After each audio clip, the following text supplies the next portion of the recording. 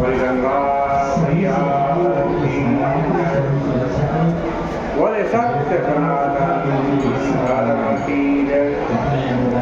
बोले कार्तिक महात्मा की जय। बोले एकादशी माता की जय।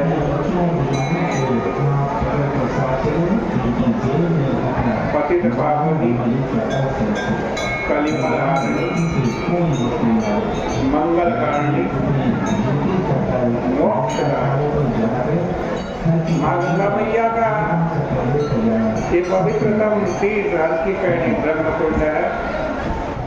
कार्तिक का महीना कृष्ण पक्ष आज एकादशी की पावन तिथि है। युधिष्ठिर भगवान श्री कृष्ण से प्रश्न कर रहे हैं, स्वप्रसादेन मम स्नेहान् जनार्दन कार्तिकस्यासि ते पक्षे किं नामेकादशी भवेत्। पूछ रहे हैं युधिष्ठिर भगवान श्री कृष्ण से, हे प्रभु, हे जनार्दन, कार्तिक महीने में कृष्ण पक्ष की एकादशी का क्या नाम है? यह मुझ पर स्नेह करते हुए प्रसन्नता से मुझे कही। श्री कृष्ण उवाच, भगवान श्री कृष्ण कह रहे हैं कि श्रूयतां राजशार्दूल कथयामि तवाग्रत कार्तिके कृष्ण पक्षे को रमा नामनी सुशोभना।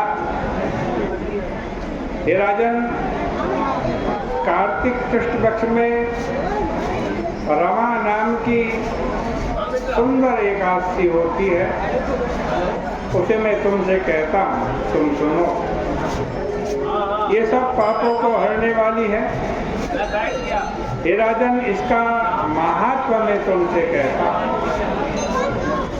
हे राजन, प्राचीन समय में एक मुचकंद नाम का राजा था। उसकी इंद्र से मित्रता थी।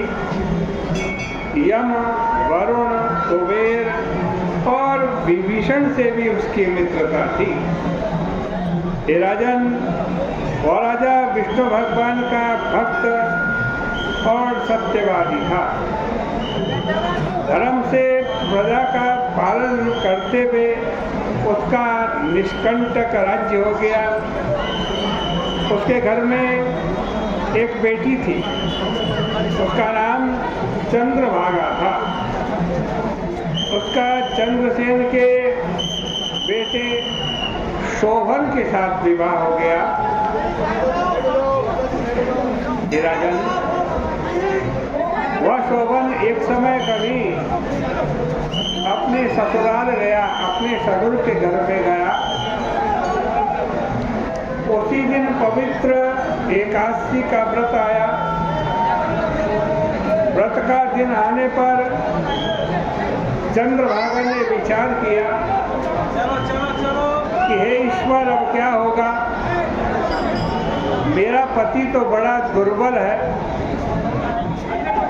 वो भूख को सहन नहीं कर सकता और मेरे पिता का शासन बड़ा कठिन है। 10वीं के दिन ही राजा ने ढोंडी पिटवा दी कि एकादशी के दिन भोजन नहीं करना चाहिए।